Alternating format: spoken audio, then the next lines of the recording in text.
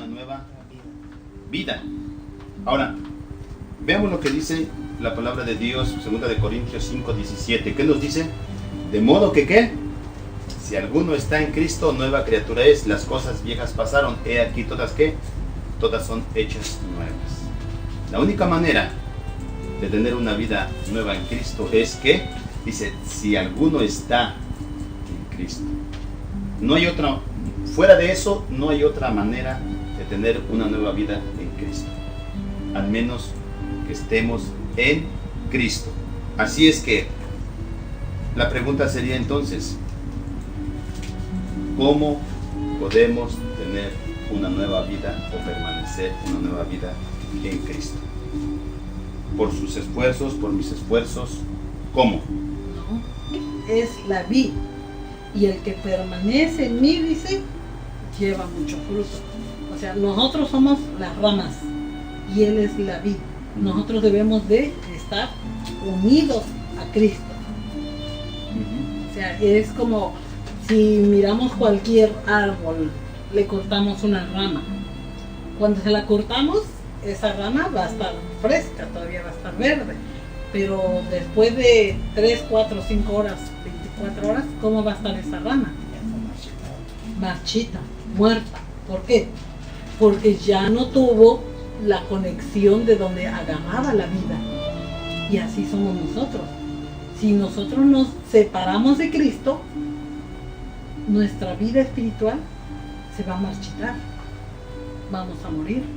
Por eso nosotros debemos de permanecer siempre en Cristo. Exacto, esa es la clave, permanecer en Cristo. ¿Ya no claro? Porque realmente cuando nosotros permanecemos en Cristo es cuando vamos a dar fruto,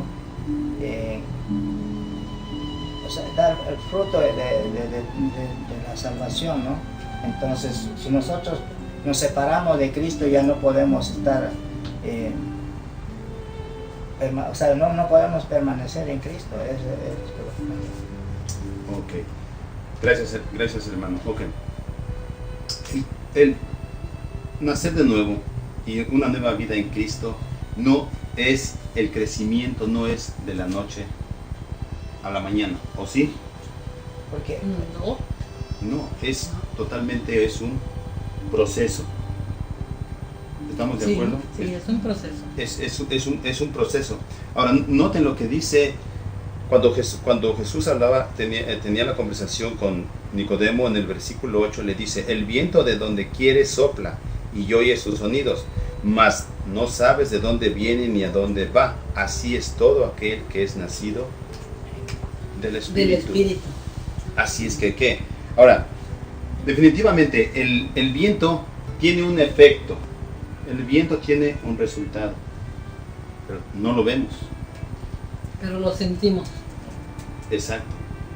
Lo sentimos. Así es que, ahora, ¿hay una evidencia de un nuevo nacimiento, de una nueva vida en Cristo? ¿Podemos decir que hay una evidencia en aquel que ha nacido, aquel que tiene una nueva vida en Cristo? ¿Si hay una evidencia? Las promesas que dice la palabra de Dios, Ezequiel 36:26, que dice que nos dará un nuevo corazón. Y Él va a quitar, ¿qué? El corazón de piedra.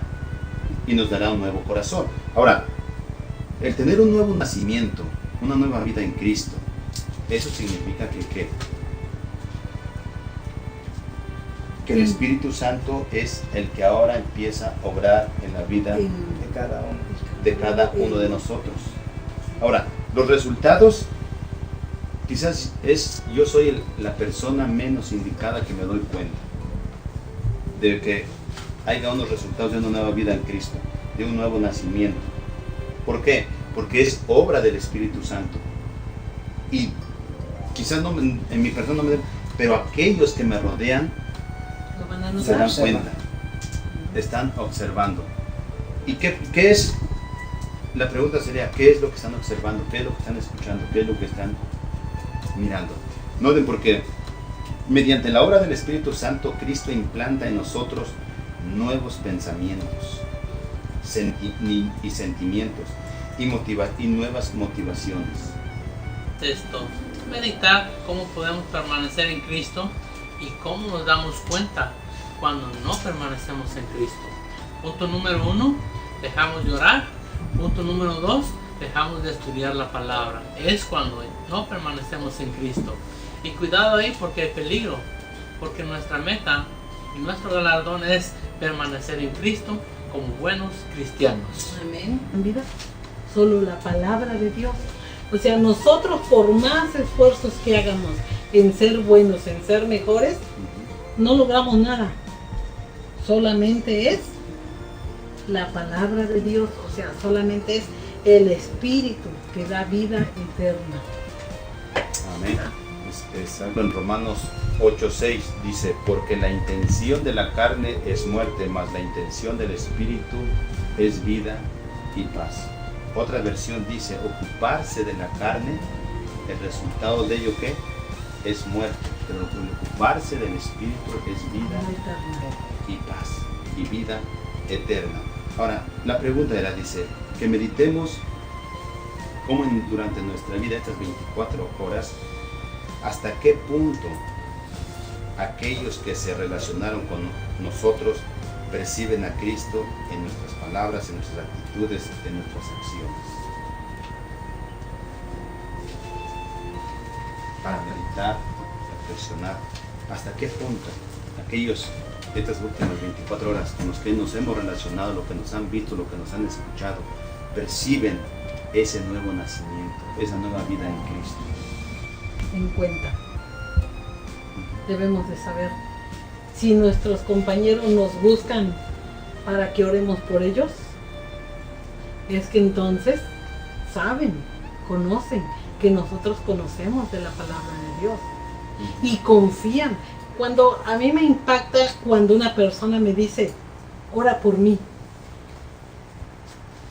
Y yo me quedo así pensando de que, ¿cómo que ore por ella? ¿Qué miró en mí que me está pidiendo que ore por ella? Exacto. Y me siento con esa responsabilidad. Y digo, bueno, yo en ese momento digo, ¿ya oíste, Señor? Me está pidiendo que ore por ella. ¿Por qué? Porque saben ellos que uno conoce de la palabra de Dios y confían y tienen esa necesidad de que alguien los ayude. Exacto. En esas tentaciones. Y me doy cuenta que el Señor me está hablando. Y cuando yo estoy orando, yo le estoy hablando a Él. Entonces, el orar, qué tan importante es estar orando, ¿verdad? Es la manera, de esa manera estamos permaneciendo con Él, porque estamos teniendo esa comunicación. En Cristo. Ahora, ¿quién es nuestro ejemplo en cuestión de la oración? Nuestro Señor Jesús. Nuestro Señor Jesús. Dice la palabra de Dios que aún muy constante de oración.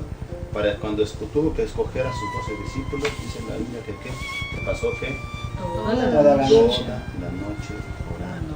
Noten.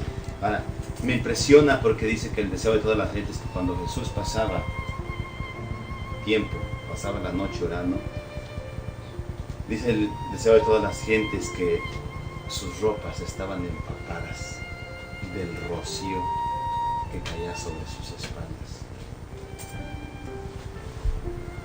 Y decir, cuando el Señor Jesús oraba y llevaba a sus discípulos, ¿qué les dijo?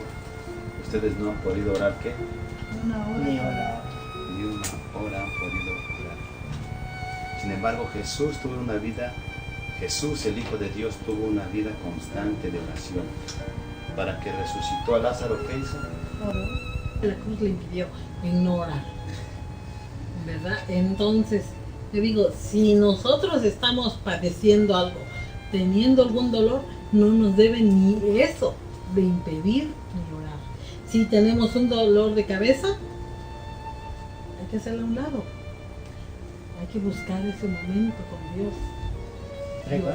Reconociendo que nosotros somos pecadores, realmente tenemos que buscar a Cristo en oración y de esa manera permanecer en Cristo, porque como humanos, como pecadores, es muy importante y es necesario estar en oración constante, porque de esa manera vamos a crecer en Cristo.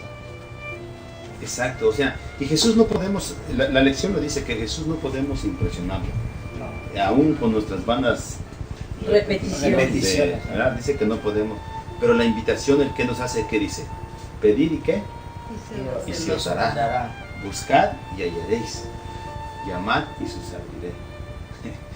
Cuando estaba leyendo esto digo, Señor, pero ni yo pido, ni yo llamo, ni yo busco. Esa es la razón por la cual a veces se encuentra uno como está uno, porque ni pido, ni busco, ni llamo.